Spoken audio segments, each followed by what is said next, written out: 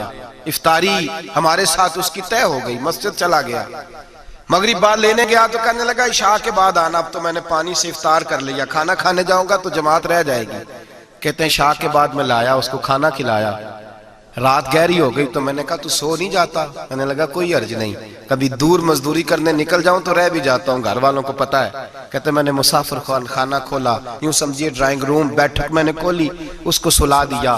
میں اور میری بیوی اپنی معذور بیٹی کو روٹی دینے گئے اور ہم نے جا کے اس کو کھانا کھلایا جو ٹانگوں سے معذور تھی, اور ساتھ کہا کہ بیٹی آج بڑا پرہیزگار جوان ہمارا مہمان ہے. آج چڑھتی جوانی اور تقوی کی روشنی اس کے چہرے سے چمکتی ہے. کیا بات ہے, بڑے ہی اچھے گھرانے کا تربیت یافتہ ہے. کہتے ہیں بچی کو کھانا کھلا کے لوٹے, اپنے کمرے میں سو گئے, بیٹی اپنے کمرے میں لیٹ گئی. ترس گئے تھے کہ بیٹی قدموں پہ چلے. تہجد کا وقت ہوا تو دروازے پہ دستک ہوئی. بڑی بے چینی کے ساتھ اٹھے میاں بیوی, کون ہے؟ بیٹی کی آواز آئی, ابا جی دروازہ جلدی کھولیں. کہتے ہیں کلیجے پھٹنے لگے, ذہن بکھرنے لگے.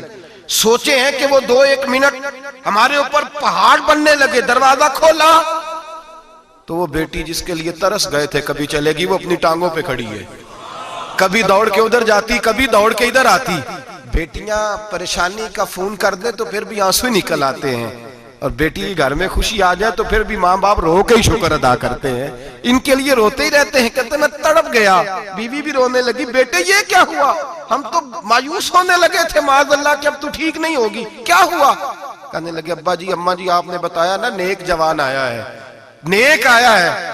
تو میں آپ چلے گئے تو میرے دل میں خیال آیا, اے اللہ اگر وہ واقعی نیک ہے تو اس کے صدقے مجھے شفائی عطا فرما دے.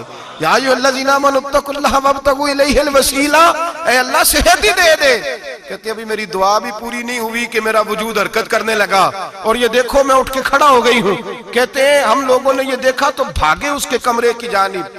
جب دروازے پہ ہاتھ رکھا تو دروازہ کھل گیا. آگے گئے تو پلنگ خالی تھا, ایک رکا چھوڑ گیا ہے.